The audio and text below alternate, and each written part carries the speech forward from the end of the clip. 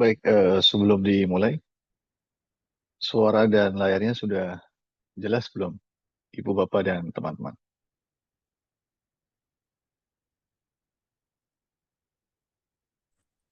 Jelas, Ustaz.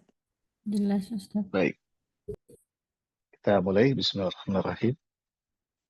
Assalamualaikum warahmatullahi wabarakatuh. Alhamdulillahirrahmanirrahim. Waalaikumsalam Assalat. warahmatullahi wabarakatuh. Alhamdulillahirrahmanirrahim. Wassalatu wassalamu ala ashrafil anbiya'i wal mursalin. Nabiyina Muhammadin wa ala alihi wa sahbihi ajma'in wa ba'd. Sebelumnya, saya ucapkan ahlan wa sahlan wa marhaban kepada para peserta sekalian, Ibu, Bapak, dan teman-teman yang sudah mendaftar di program ini, atau bukan program ya, ibaratnya sesi kita belajar bersama salah satu pembahasan yang ada di pelajaran buku IMLA. Dan saya juga ucapkan terima kasih untuk tim panitia dari Sahifa yang sudah menyediakan kesempatan sehingga saya bisa berjumpa meskipun secara jarak jauh dengan Ibu, Bapak, dan teman-teman sekalian.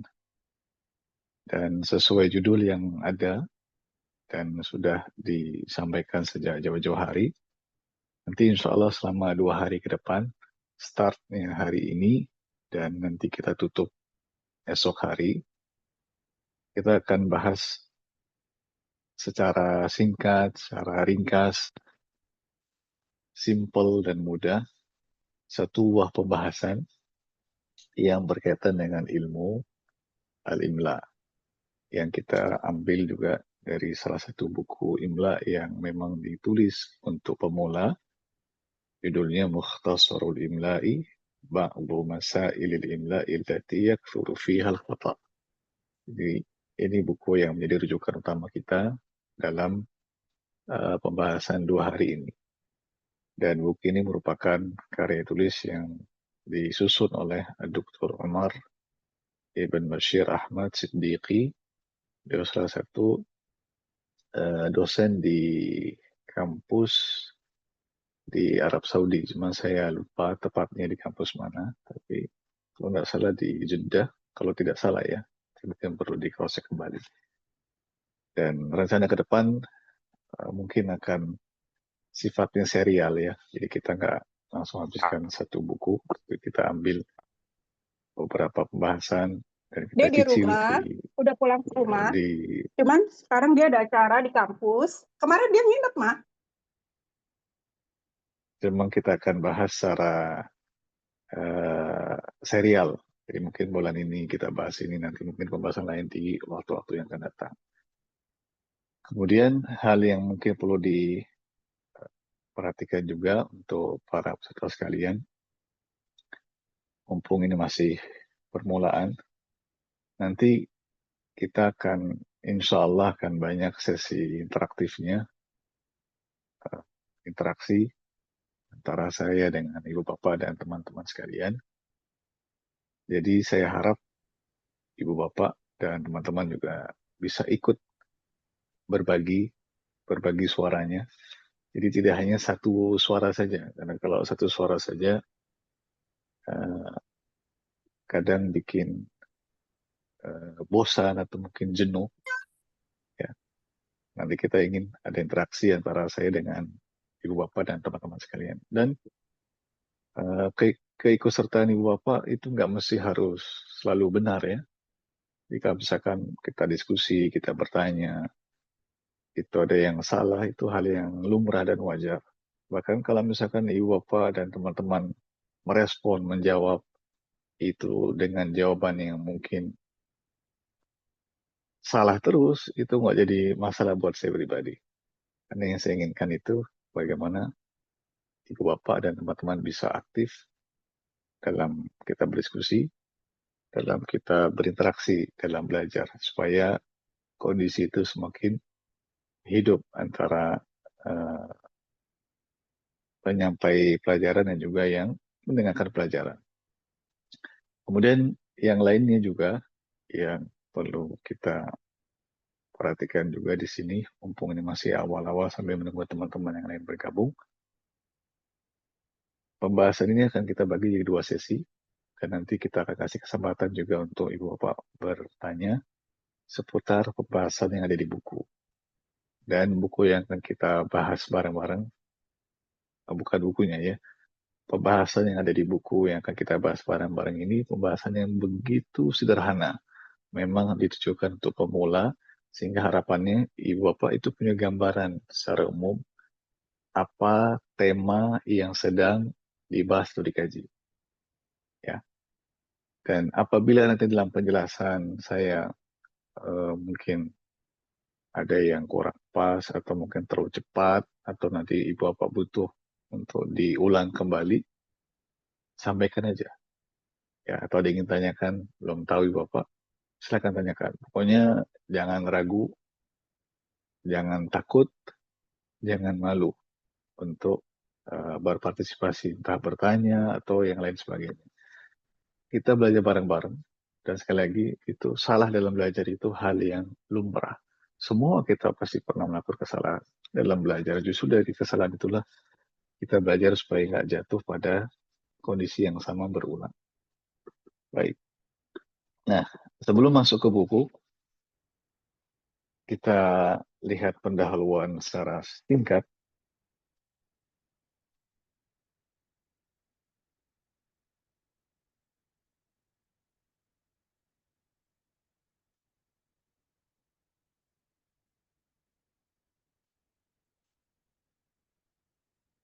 Sekarang saya ingin bertanya, yang mau ikut menjawab, tolong angkat tangan ya. Karena kan pesertanya lumayan tidak sedikit, jadi supaya kita dengarnya enak. Yang mau bertanya, tolong angkat tangannya. Saya kasih soal gini.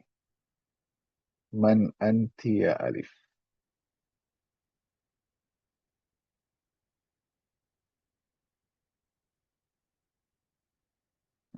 Yang saya ingin tanyakan ke ibu bapak sekalian dan teman-teman. Kalau ibu bapak mendengar atau melihat yang namanya Alif, apa yang terbayang? Apa yang terbersit di pikiran dan di benak ibu bapak sekalian? Yang mau jawab angkat tangan. Bebas, nggak ada yang salah. Saudari Aida, silakan. Huruf alif yang di Al-Quran, Pak Ustadz. Mumtaz, barakallahu fiik. Baik.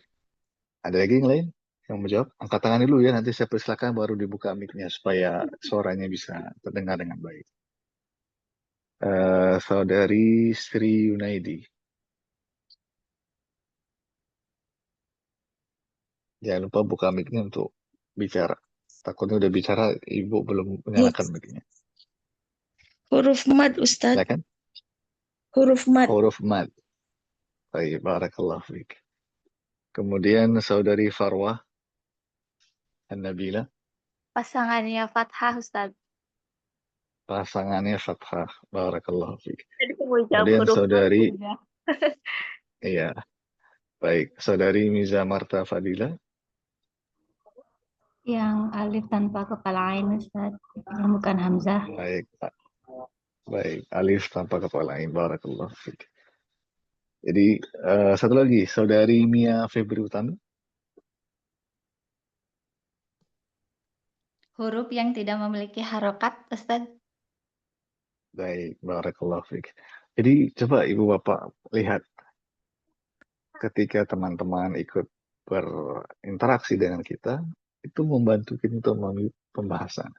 Dan apa yang disampaikan itu hampir sebagian besarnya atau bahkan mendekati semuanya itu tepat. Jadi kalau kita mendengar nama alif, dia pasti harfun minal hurufil hijaiyah. Dia bagian pertama, dia termasuk apa? Huruf. Harfun minal hurufil hijaiyah.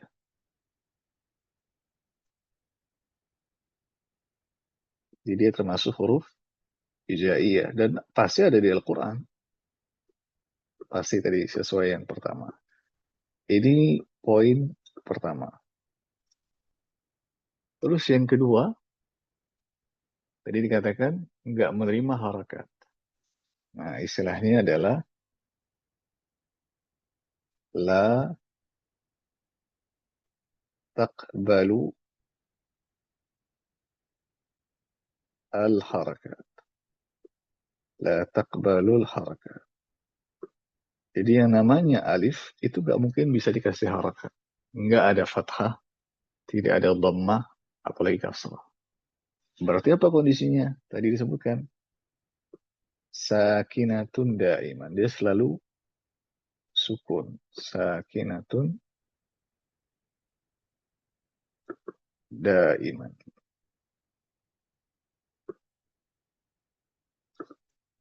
Lalu poin yang lain tadi juga disampaikan oleh teman-teman, ya, dia juga bisa disebut dengan tusamma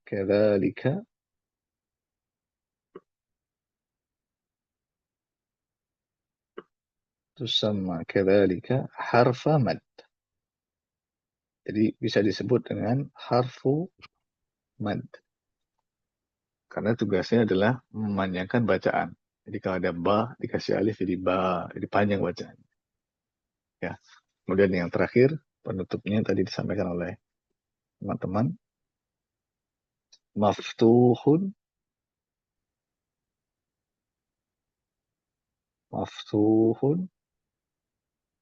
ma qablaha.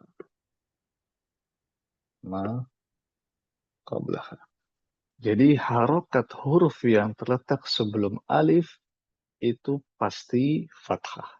Nggak mungkin yang lain. Jadi inilah kurang lebih apa atau siapa itu al-alif yang akan kita kenal lebih jauh. Pertama, dia termasuk huruf hijaiyah. Yang kedua, selalu sukun. Nggak bisa menerima harokat apapun. Tidak bisa dhamma, fathah, ataupun kasrah. Dan disebut juga dengan harfu mad. Harfu mad ya. Dan juga disebut kadang-kadang harfu illah. Tambahkan harfu mad. Ini kalau dari segi ilmu tajwid. Kalau dalam segi kajian nahwu atau sarf disebut dengan harfu illah atau harfu mu'tal. Ini istilahnya ya. Dan sebelumnya itu selalu dalam kondisi fathah harakat. Nah, lalu apa hubungannya dengan pembahasan alimla yang akan kita baca dari buku? Kita akan bahas dari segi penulisannya. Dari segi penulisannya. Karena nanti Bapak sekalian, barakallahu fikum, al-alif ya, dari segi penulisan dia terbagi menjadi dua macam. Dari segi penulisan.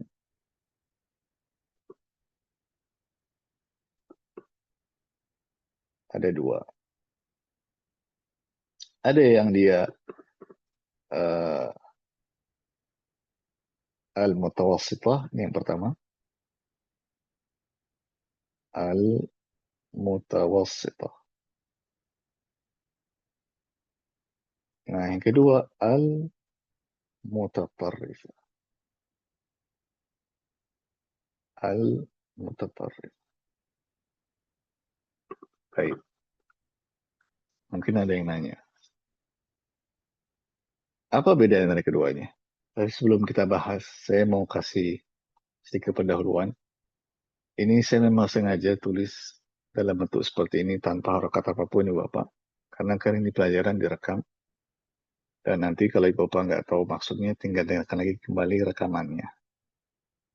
Ya, saya ingin membiasakan dari awal kita memahami pelajaran dengan langsung menggunakan bahasa itu sendiri. Dan saya yakin Ibu Bapak pasti bisa. Cuma butuh proses saja. Ya, jadi kita biasakan supaya langsung tahu ini istilahnya apa, tulisannya gimana, cara bahasanya gimana. Jadi biar lebih cepat tanda kutip untuk bisa kita naik level ketika belajar bahasa. Baik, kembali ke sini. Dari segi lokasi, dari segi tempat, dalam kata, hamzah itu ada dua macam. Bukan hamzah, maaf, alif.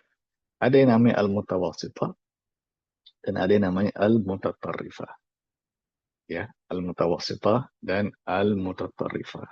Nah, cuma nanti kita bahas apa perbedaan antara keduanya pada saat membaca ke buku. Dari dua pembahasan ini, yang nanti ada di buku, yang pembahasannya ada di buku, hanya satu ini saja. Al-mutatarrifah.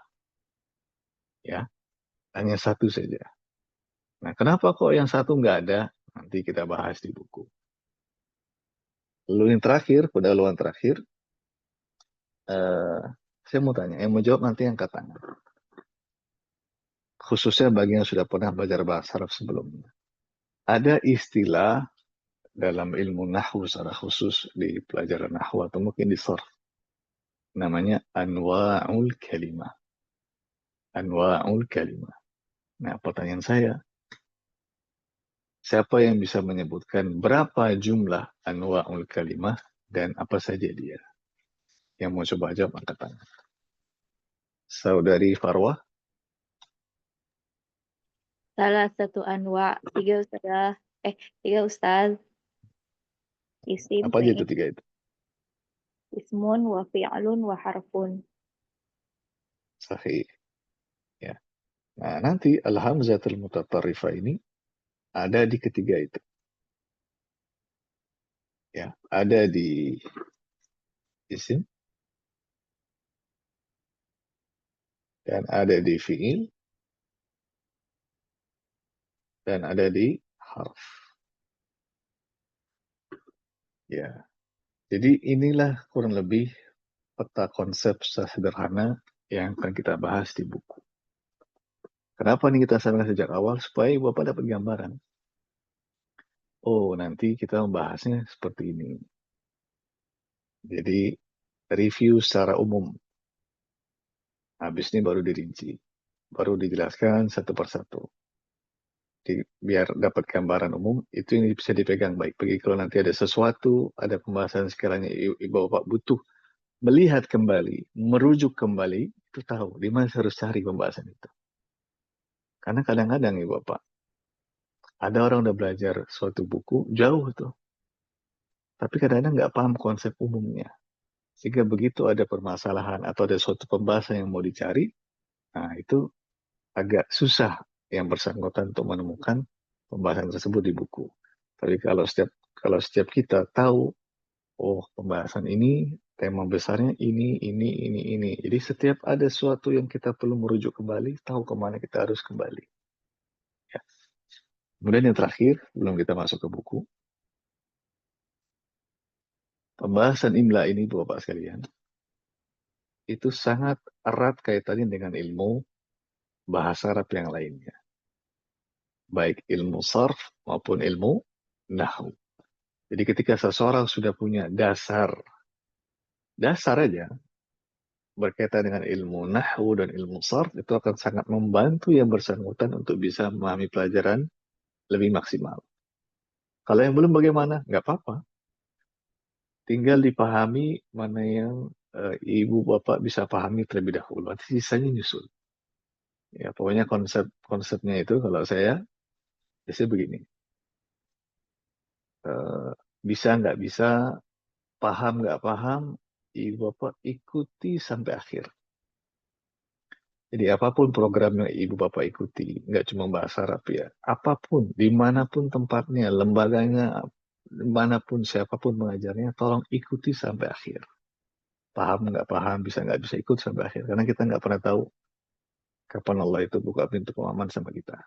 Bisa jadi setelah mengulang pembelajaran, baru paham. Ya, jadi jangan sampai baru 2 pertemuan, 1 pertemuan, aduh kayaknya saya harus undur diri pamit. Jangan. Coba dulu. Gitu. Ibaratnya begini, kita yang mau mulai, ya kita juga yang mengakhiri, tapi sampai akhir. Jangan tengah jalan diakhiri. Ya. Nah, kembali ke sini. Ada istilah-istilah yang sudah harus kita ketahui sebelumnya. Cuma mungkin saya nggak akan singgung lebih jauh, karena saya menganggap yang ikut program ini punya dasar apa itu isim, apa itu fi'il, apa itu harf, ataupun istilah-istilah lain yang berkaitan dengan ilmu nahwu dan sharh. Ya, baik. Jadi ini pengantarnya. Sekarang kita masuk ke buku. Bukunya sudah dibagikan belum? Sudah. Sudah Ustaz, sudah di Udah, print. Ustaz. Print Ustaz, alhamdulillah. Kalau ngelihat bukunya kira-kira gimana, Ibu Bapak? Mudah apa gampang tuh kira-kira?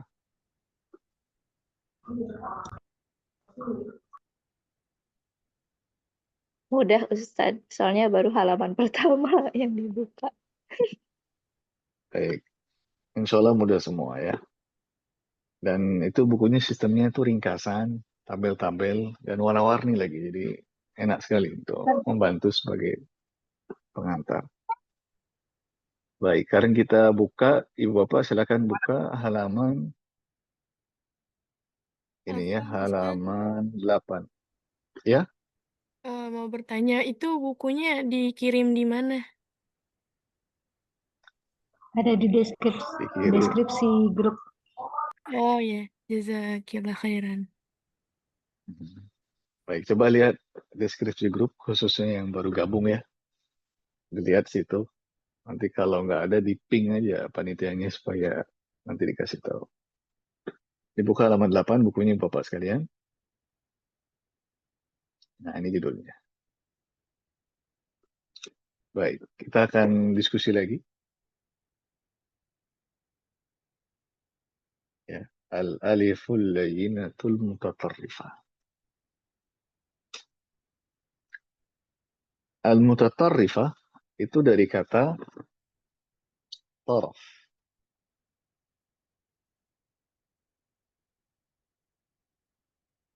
Taraf. Ya. Tapi sebelum ke situ, tadi kita katakan bahwasanya alif itu ada 2 macam.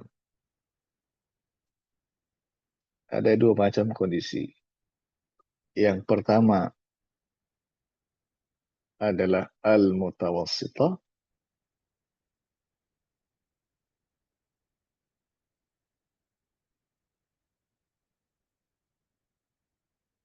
Dan yang kedua adalah al-mutatarrifah.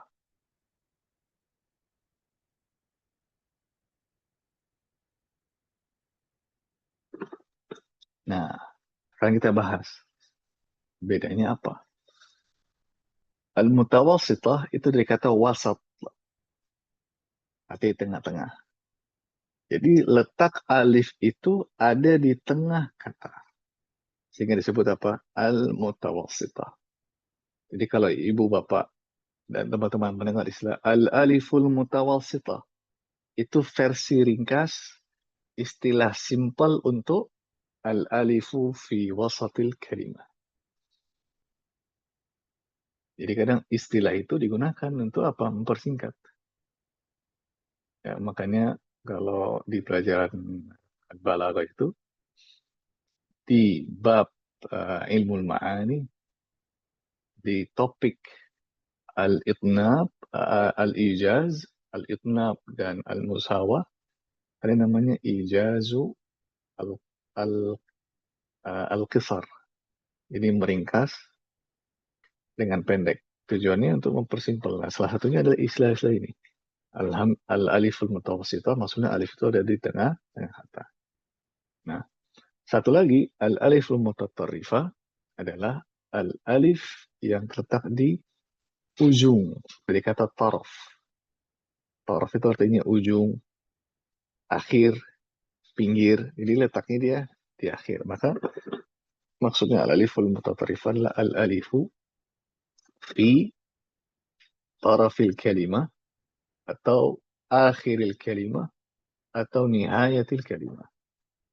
Macam-macam.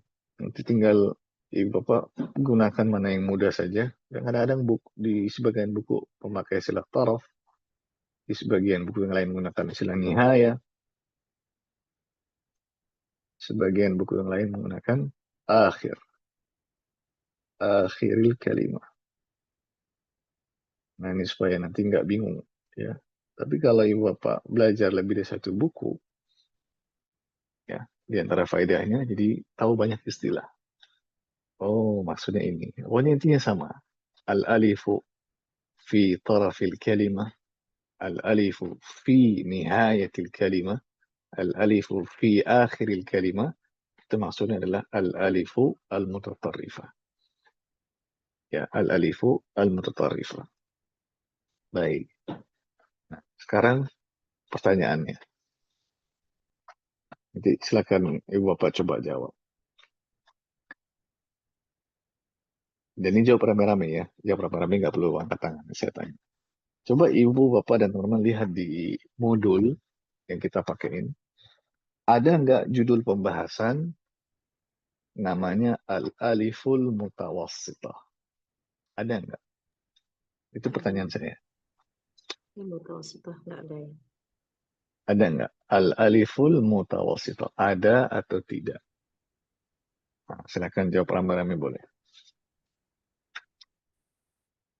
Coba lihat modulnya. Ada apa enggak?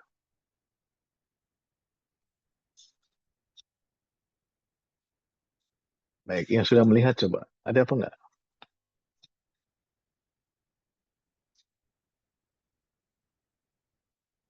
Ketemu nggak di buku? Judulnya Al-Aliful Mutawassitah. Kalau ketemu, Tidak ada. silakan sampaikan ada. Nah, nggak ada. Belum jumpa. Ya. Jadi di buku memang nggak ada. Ya. Yang ada di buku itu hanya Al-Aliful Mutatarrifah. Nah, pertanyaannya, kenapa demikian? Jawabannya simpel. Karena alif itu, kalau dia berada di tengah kata, dia bentuknya selalu seperti ini. Nggak ada pilihan lain. Tolong ibu bapak dan teman-teman, nanti kalau udah nggak jawab, mic-nya dimatikan ya, biar suaranya nggak masuk. Jadi al-aliful mutawassithah, itu alifnya pasti begini bentuknya. Pasti, selalu dan wajib. Tapi kalau al-aliful mutatarrifah, dia bisa seperti ini, yang pertama, atau bisa juga seperti ini. Seperti huruf ya, tapi tidak ada titik dua. Nah, berarti ada dua kemungkinan. Baik.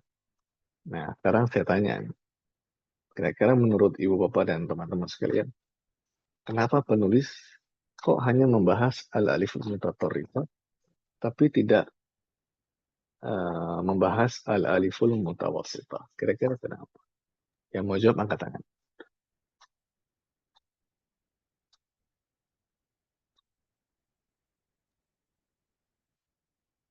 Silakan pertama Ummu Syafiq dulu, silakan. Ustaz, jazakallah khairan.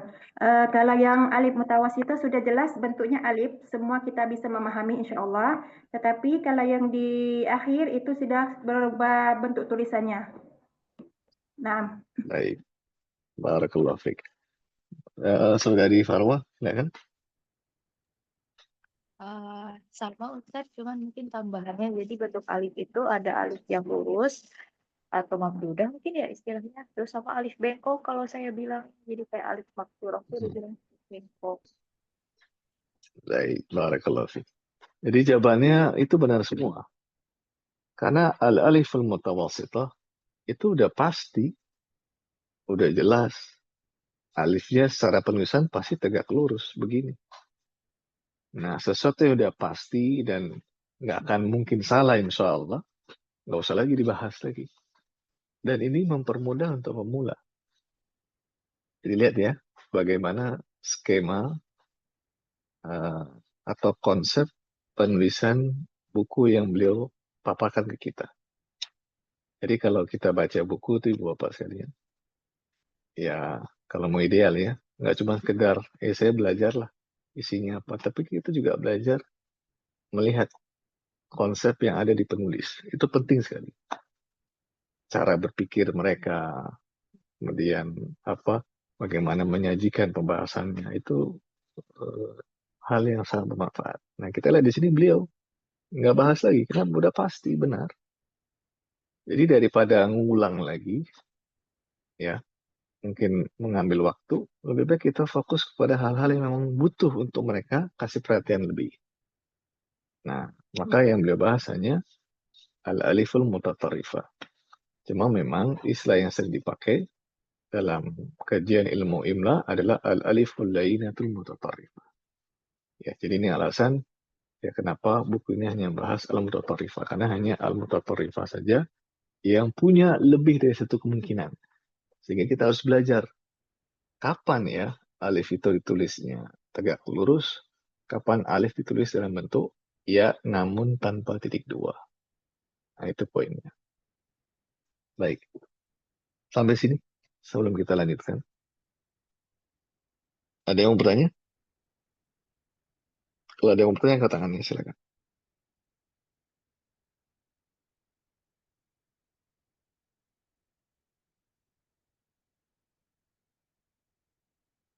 Baik.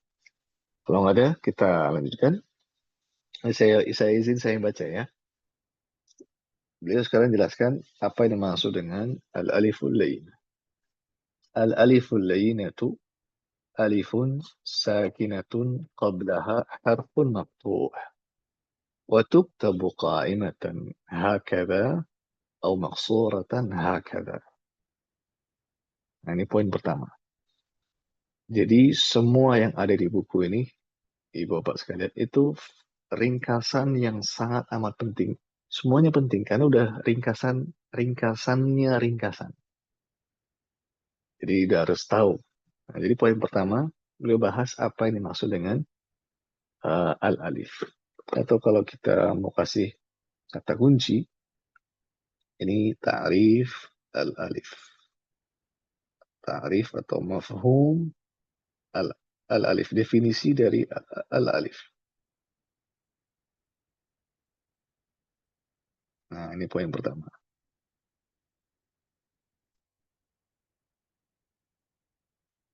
Nah, beliau katakan al-aliful lainatu alifun. Ingatnya alif. Bacanya pendek. Jangan ada yang baca alif. Hati-hati. Ya. Alif pendek. Jadi bukan alif. Sakinatun. Lihat poinnya. Sakinah. Sekarang saya mau tanya. Siapa yang tahu apa maksud dari sakinah di sini, Bapak?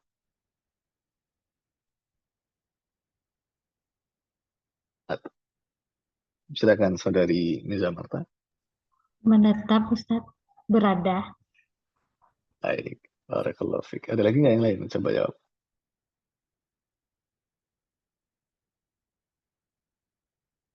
Ada yang coba?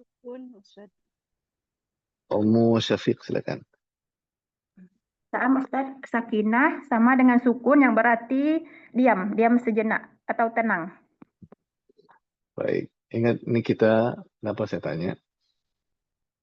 Supaya kita tahu di mana kata itu digunakan. Ini penting. Nah, dalam bahasa Arab itu, kadang satu kata punya lebih dari satu makna. Maka cara yang paling selamat dan paling baik, paling bagus dalam memahami suatu kata, ketika kata tersebut ditaruh dalam kalimat utuh. Konteksnya jelas. Apa maksudnya? Nah, di sini sakinah di sini artinya sukun. Ya. Jadi alif itu senantiasa sukun. Pasti sukun. Nggak mungkin menerima harakat apapun. Jadi karena dia selalu sukun, maka nggak pernah dikasih tanda sukun. Kenapa? Pasti sukun dan nggak mungkin yang lain. Jadi nggak ada ceritanya alif itu dhammah, fathah atau kasrah. Ya, ini sakinah. Ada nggak yang tahu lawan sakinah itu apa? Dalam kajian ilmu nahwu. Mutaharrik. Iya, mutaharrikah. Jadi nanti ada, kalau kita bahas nahwu, ada sakinah, ada mutaharrikah. Ya, karena ini penting ya. Pokoknya nanti kita akan bahas, memang belajarnya imla, tapi ujung-ujungnya nahwu sharh juga kita lihat, karena ada beberapa poin yang penting juga untuk ibu bapak ketahui bersama. Ibaratnya kalau ibu bapak bisa dapat banyak yang bisa diambil, ngapain nanya dikit aja. Jadi nanti saya izin banyak pembahasan mungkin kita ambil dari ilmu yang lain karena adanya kepentingan supaya jelas. Kemudian dikatakan poin yang berikutnya, qablaha harfun maftuh. Poin kedua, qablaha arti sebelum alif itu harfun maftuh. Apakah maftuh di sini artinya terbuka ibu bapak? Seperti yang mungkin banyak dipahami orang-orang. Tidak. Betul nggak artinya terbuka? Tidak. Bukan. Ya, fathah. Ya, di sini maksudnya adalah apa? Fathah. Hurufnya itu fathah.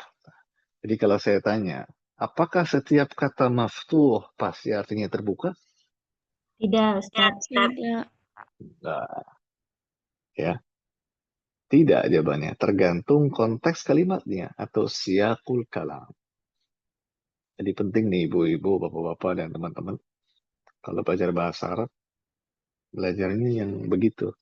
Dalam arti yang tahu siyakul kalam, karena itu akan mengasah kemampuan bahasa ibu bapak. Ya, jadi bisa tahu, oh ternyata ini artinya di sini begini, di sana demikian. Jadi harokat huruf yang sebelum alif itu pasti fathah. Jadi ini pasti fathah. Pasti. Gak mungkin selain fathah. Ini udah pasti. Fathah. Ya. Kemudian dikatakan wa tuktabu qa'imatan, dan dia ditulis qa'imatan, tegak lurus seperti ini, au maksuratan atau maksur. Nah, kalau saya lebih suka istilah mamdudah sebagai pengganti dari istilah qa'imah. Supaya selaras saja. Karena kalau qa'imah itu di sebagian buku menyebutkan pasangan qa'imah itu naimah, tidur. Ya, yang satu berdiri, satu tidur. Jadi pasangannya begini. Istilahnya ya, mamdudah pasangannya maksur. Qa'imah pasangannya naimah. Ya, supaya selaras. Dan saya lebih suka begitu karena supaya jelas dan selaras. Jadi tahu, oh bedanya apa. Baik. Nah, sekarang saya mau tanya, yang mau jawab angkat tangan. Kalau ibu bapak mendengar istilah mamdudah dan maksur, mamdud atau maksur, itu di pembahasan apa?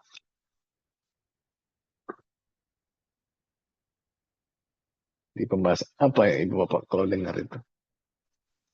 Siapa tahu ada yang sudah pernah berlalu istilah-istilah ini. Wah, kayaknya saya pernah dengar nih istilah mamdud nih. Istilah Nahwu ya maksur. Ustaz. Ya. Nahwu bukan Ustaz. Baik. Nahwu tentang Kira-kira bagi bahas apa tuh? Coba angkat Bagi- tangannya biar saya tahu siapa yang mau jawab. Nanti kita sudah dengar. Siapa? Saudari siapa tadi? Siska. Mau jawab?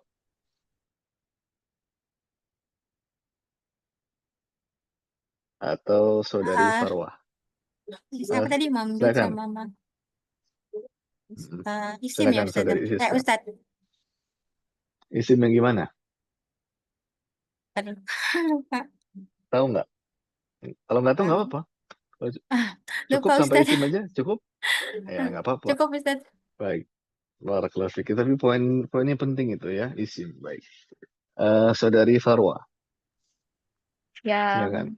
alif ta'nis itu kan ya Ustazah, kayak isim maksur, terus ada isim manqus, kalau yang ini lebih ke isim maksurnya, terus kayak alif taknits yang buat menunjukkan dia tuh muannats, kayak salwa, terus asdiqo, kayak gitu kan Ustaz ya.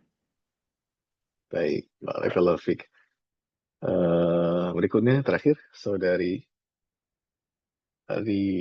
Tri Mitofani, silakan. Isim ditinjau dari bangunan huruf akhirnya. Gimana itu, Bu? Bisa kasih Adalah penjelasan lebih maksur, mangkus. luas nggak?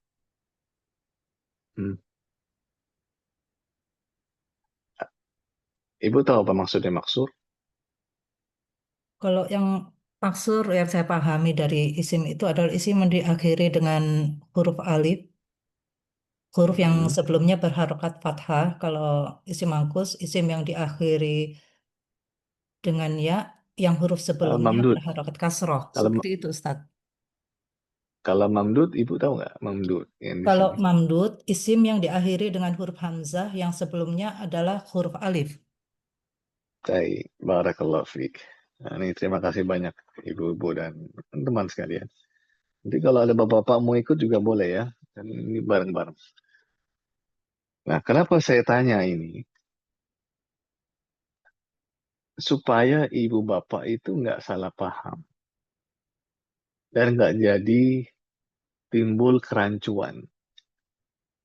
Kita harus tahu di mana istilah itu digunakan. Dan ini penting.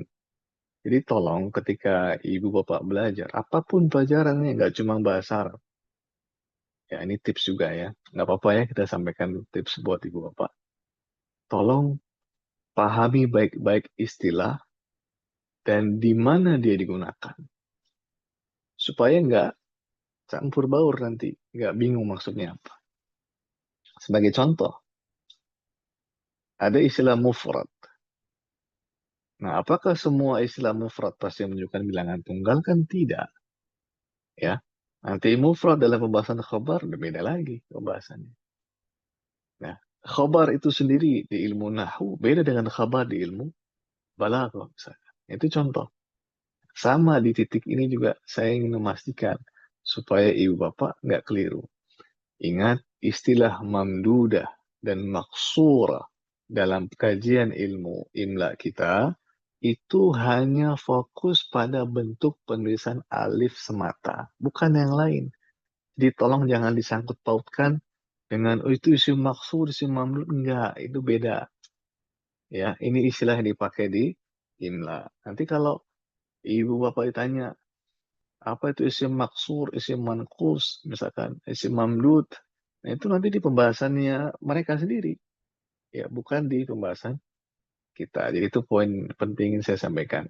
Tolong pahami istilah itu dengan baik dan ketahui di mana istilah itu digunakan supaya nggak terjadi kerancuan. Ya, jadi secara simbol seperti ini. Jadi pengertian alif sudah jelas. Alif dia sakinah selalu sukun. Wa qablaha harfun maftuh. Sebelumnya harokat huruf sebelumnya pasti fathah dan bisa ditulis dalam dua bentuk keadaan. Bisa mamdudah, tegak lurus, atau nama lainnya qaimah. Bisa maksura, ya seperti huruf ya tanpa titik dua, atau nama lainnya naimah. Jadi pastikan ya ibu bapak ya, ketika menulis alif yang maksurah itu tanpa titik dua. Dan ketika ibu bapak menulis alif, menulis ya, itu wajib menggunakan titik dua. Ya, ingat kita bicara ini alimla secara khusus ya, bukan nanti berkaitan dengan Al-Quran. Kalau Al-Quran nanti ada aturan main tersendiri, tapi kita bahas imla yang itu di luar Al-Quran. Baik, sampai sini. Ada yang mau bertanya? Kalau ada yang mau bertanya, angkat tangannya. Kalau ada. Silakan, Saudari Farwa. Syukran Ustaz. Ustaz, Ana penasaran sama kata alayinah di sini Ustaz. Kenapa ada alayinahnya di alif ini? Itu istilah saja yang dipakai di sini. Alayinah itu ibaratnya ya dia fleksibel lah, bisa tegak lurus, bisa dia bengkong seperti yang mungkin sebagian kita sering katakan begitu. Nanti kalau di istilah sarf nanti bisa pakai istilah lazimah biasanya. Ya, alif lazimah misalkan. Nah, makanya kita tahu di mana istilah itu dipakai itu penting. Dan itu pula ibu bapak sekalian, peranan penting ketika ibu bapak belajar bahasa Arab langsung dengan buku yang berbahasa Arab. Jadi langsung tahu istilahnya. Ngerti gitu. Kenapa? Langsung dengan buku berbahasa Arab, bukan dengan buku bahasa yang lain pengantarnya. Nah, seperti ini. Jadi ibu bapak udah tahu nih, dibiasakan demikian. Jadi nanti kalau ketemu lagi nggak bingung. Ya. Jadi tips yang lain, kalau ibu bapak mau naik kelas lagi, belajar bahasa Arab langsung dengan buku berbahasa Arab. Jadi tinggal penjelasannya kan dengan bahasa kita yang nggak ada masalah, tapi dibiasakan. Ya. Dan itu bisa kok buat pemula. Nah, ini contohnya ini buat pemula. Kita jelaskan dengan bahasa kita, tapi istilah-istilahnya langsung menggunakan bahasa Arab. Baik. Ada lagi yang mau bertanya? Nah, kalau nggak ada, kita lanjut sekarang ya. Sudah tahu pengertiannya apa? Sekarang poin yang kedua. Kitabatul alif. Kitabatul alif. Penulisan dari si alif. Gimana cara nulisnya? Kitabatu al-aliful mutatarrif. Ini saya singkat alif saja karena pembahasannya kita lagi ngebahas si al-aliful mutatarrif. Jadi kalaupun saya hilangkan, nggak mengubah esensi dari pembahasan kita. Nah, lihat sini, tariqatu kitabatiha fil asma. Asma ini bentuk jamak dari apa Ibu Bapak? Jawab bareng-bareng nggak Bapak? Isim. Isim. Nah, lihat nih ya.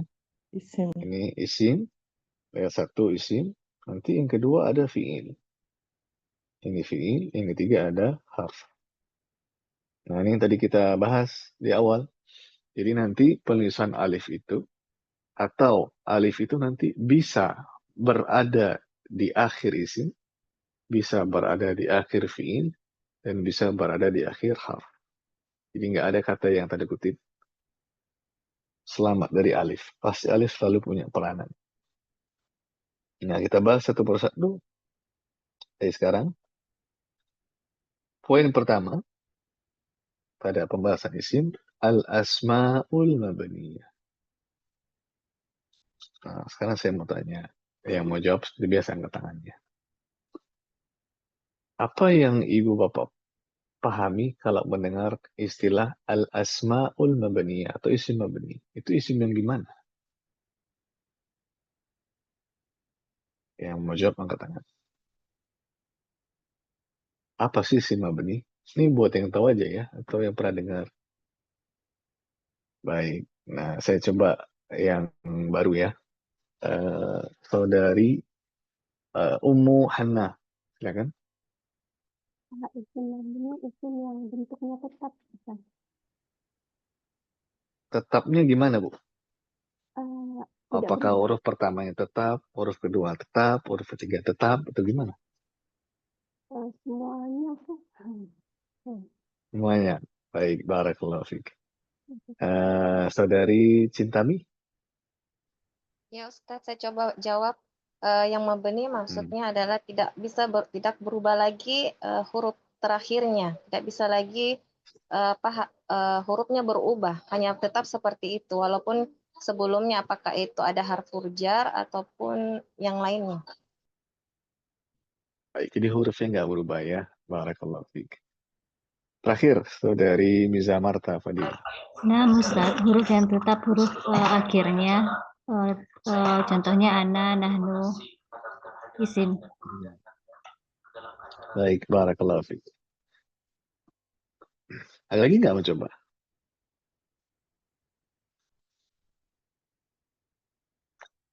Isim mabni itu, nah ini ada, saudari Kiptia, silakan. Saya mohon maaf ya kalau saya sebut namanya salah ya Bapak.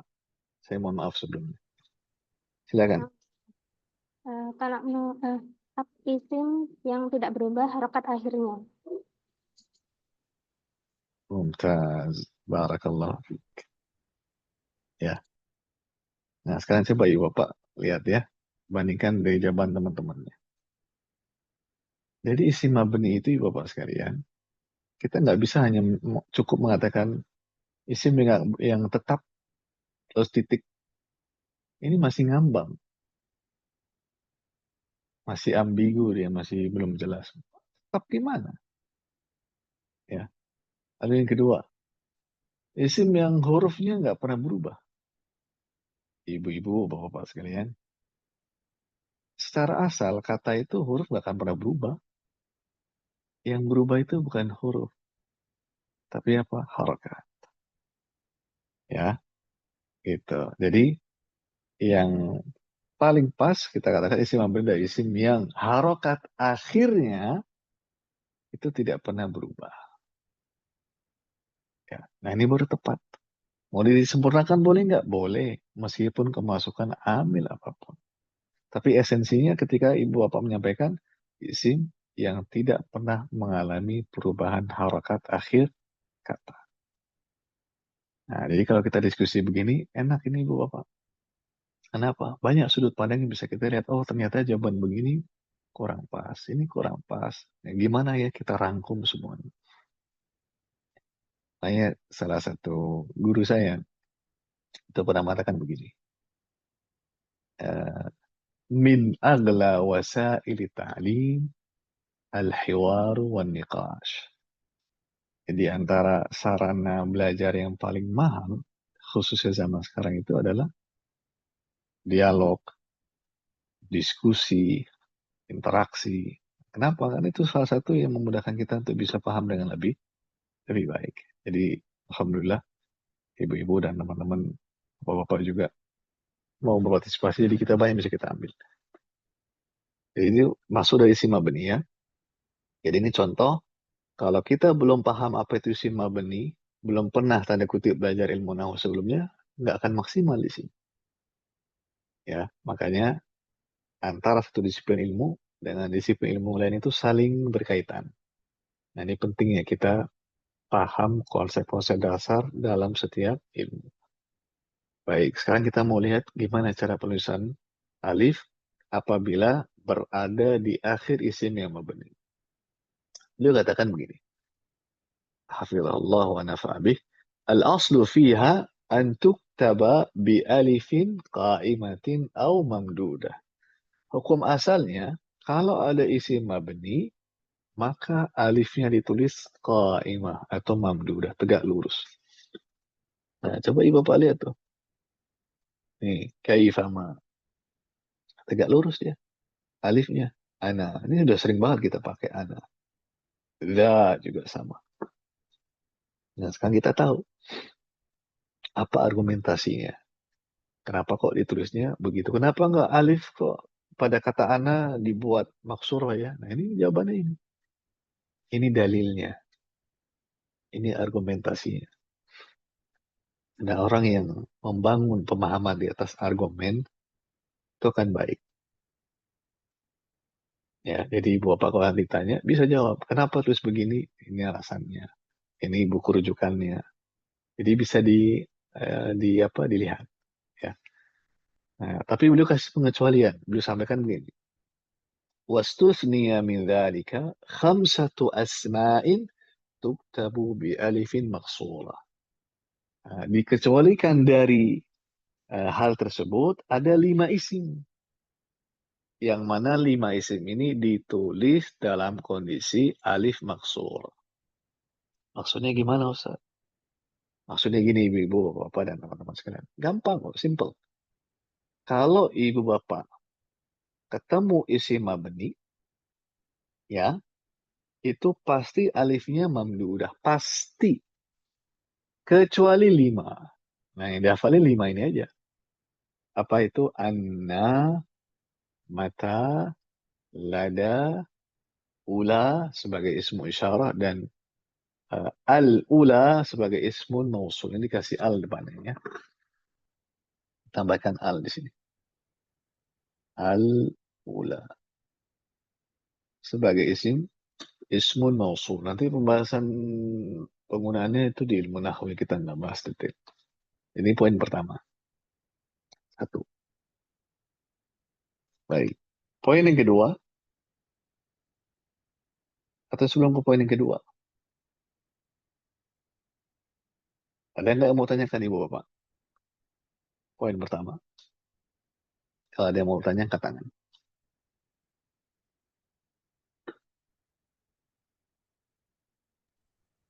Alvan Ustadz, boleh diulang yang tadi yang bagaimana kalau tulisannya alif qaimah itu? Jadi, alif qaimah atau nama lainnya mamdudah itu alifnya tegak lurus, Bu. Sampai sini paham nggak? Jadi siapa yang bertanya? Cintami Ustadz? Iya. Ibu paham sampai sini? Iya. Nah, yang Ibu belum paham di bagian mana, Bu? Cuma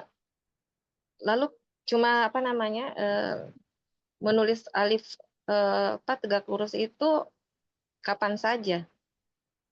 Iya, semua isim mabni ya ditulisnya alif tegak lurus.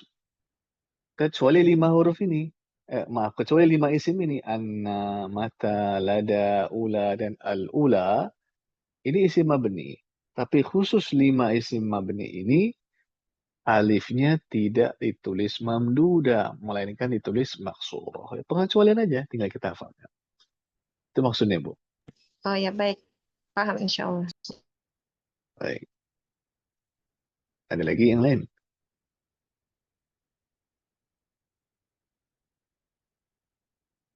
Baik, kalau nggak ada, kita ambil sedikit poin nomor 2. Al-asma'ul mu'rabah. Nah, sekarang saya mau tanya nih, mau jawab angkat tangan. Apa sih ini maksud dengan isim mu'rab? Yang mau jawab angkat tangan. Apa yang dimaksud dengan isim mu'rab? Saudari Asniati. Silakan. Saudari Asniati. Jangan lupa nyalakan mic-nya. Oh iya Ustaz, isim yang huruf terakhirnya bisa berubah harokatnya. Kenapa Ibu nggak lupa harokannya, Bu? Karena yang akan terjadi perubahannya di harokatnya Ustaz. Hurufnya berubah nggak? Enggak Ustaz. Mumtaz. Barakallah fiik. Ya. Saudari Tri Mitofani silakan. Jawaban lain nggak? Hampir sama sih Ustadz, isim yang berupa harokat akhirnya. Mumtaz. Barakallah fiik. Ini idem ya. Coba lihat Ibu Bapak. Mu'rab itu lawan dari mabni. Ketika Ibu Bapak tahu bagaimana cara mengutarakan apa itu isim mabni, nanti insya Allah mu'rab ngikut begitu saja. Jadi ini namanya dalam kajian ilmu apa namanya ilmu linguistik namanya tashihul akhta. Bagaimana kita membenarkan kesalahan. Jadi ketika banyak orang berinteraksi dan dia keliru, lalu kita benarkan, kita kasih tahu konsep yang benarnya gimana, itu bisa diterapkan di kata-kata yang serupa. Nah, ini contohnya tadi ya. Jadi insya Allah kalau ditanya mabni dan mu'rab, itu yang harus terbayang di benak kita adalah harokat akhir. Ya, bukan hanya sekedar huruf akhir, tapi harokat akhir. Baik. Terus beliau katakan, wala budda minan nadhari fi adadi hurufiha bitasniyatil kalimati au jam'iha. Nah, ketika kita berbicara seputar isim mu'rab, maka beliau kasih perhatian. Ada wanti-wanti dari beliau nih. Beliau mengatakan begini, harus melihat jumlah huruf. Ya, harus melihat jumlah huruf dan melihat bentuk musanna atau bentuk jamak dari kata tersebut. Atau jamak ya, musanna atau jamak. Jadi ini berkaitan juga dengan ilmu sarf. Pada ilmu sarf kita belajar ada mufrad, ada musanna, dan ada jamak. Nah, sekarang kita lihat sekarang. Dan ternyata pembahasan al-asma'ul mu'rabah itu terbagi lagi menjadi 2. Dibagi lagi menjadi 2. Jadi poin nomor 2 terbagi lagi menjadi 2. Ada al-asma'ul thulathiyah dan al-asma'u ghairu thulathiyah. Nah, saya mau tanya sebagai pertanyaan penutup. Nanti selanjutnya kita bahas besok. Apa sih yang dimaksud dengan al-asma'u thulathiyah, Ibu Bapak sekalian? Yang mau jawab angkat tangan. Al-asma'u thulathiyah. Saya tunggu dulu. Ada yang mau jawab nggak selain satu orang?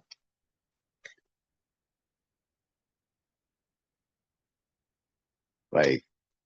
Silakan saudari Miza Marta Fadila. Ya Ustaz, mencoba huruf isim yang terdiri dari tiga huruf. Contohnya asa, huda. Baik, barakallahu fiik. Saudari Farwa? Idem. Baik, barakallahu fiik. Sekarang saya mau tanya.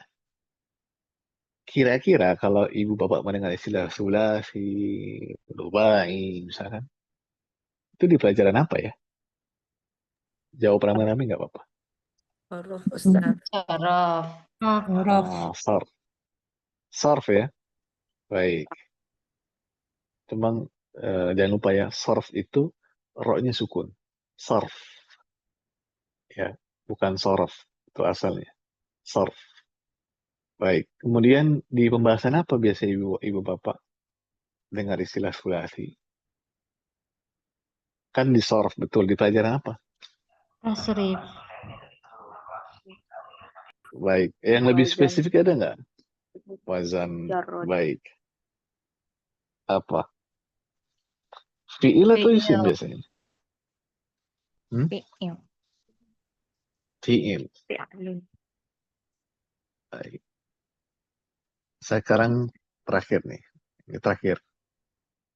Ada nggak yang pernah mendengar istilah ismun sulasi, ismun rubai? Ada nggak di antara ibu bapak yang pernah mendengar istilah itu? Baik. Sekarang kalau istilah fi'lun sulasi, fi'lun rubai, udah sering dengar belum? Sering Ustaz. Sering. Baik. Nah, kenapa saya tanyakan ini? Anda ingin kasih tahu ke ibu bapak sekalian, istilah sulasi, rubai, mujarrad, mazid, itu nggak hanya ada di fi'il saja. Jadi tanda kutip bukan monopoli si fi'il, enggak.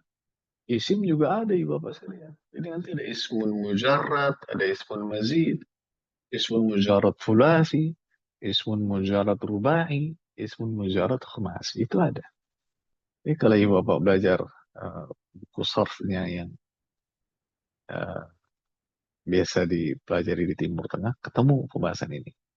Cuma mungkin kalau di sini jarang ya, biasanya yang fokus ke fi'il. Maka kalau ketemu istilah isim mujarrad biasanya agak kaget.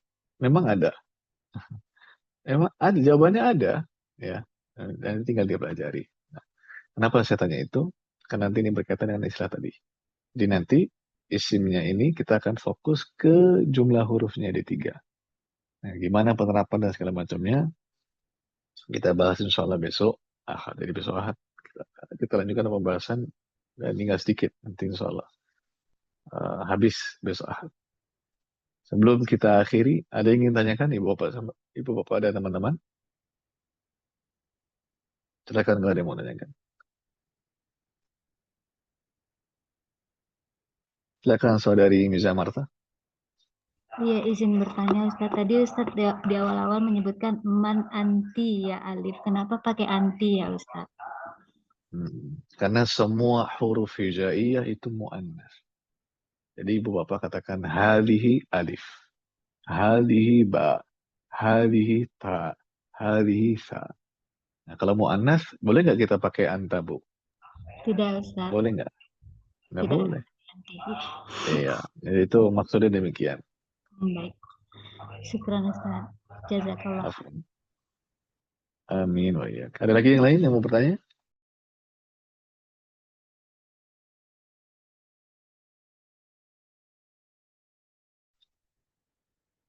Baik, kalau sudah kita akhiri sampai di sini. Nanti insya Allah ketemu lagi besok Ahad terakhir. Terima kasih banyak untuk kehadiran Ibu Bapak dan teman-teman sekalian. Semoga apa yang kita pelajari ini bisa bermanfaat dan juga bisa menambah semangat untuk semuanya. Jangan lupa untuk terus murojaah sedikit tapi rutin dan konsisten. Wassallallahu wasallam wa baraka ala nabiyyina Muhammad wa ala alihi wa sahbihi. Waffaqakumullah wa ahsana ilaikum wa baraka fikum wa yassara umurakum. Wassalamualaikum warahmatullahi wabarakatuh. Waalaikumsalam warahmatullahi wabarakatuh. Waalaikumsalam warahmatullahi wabarakatuh.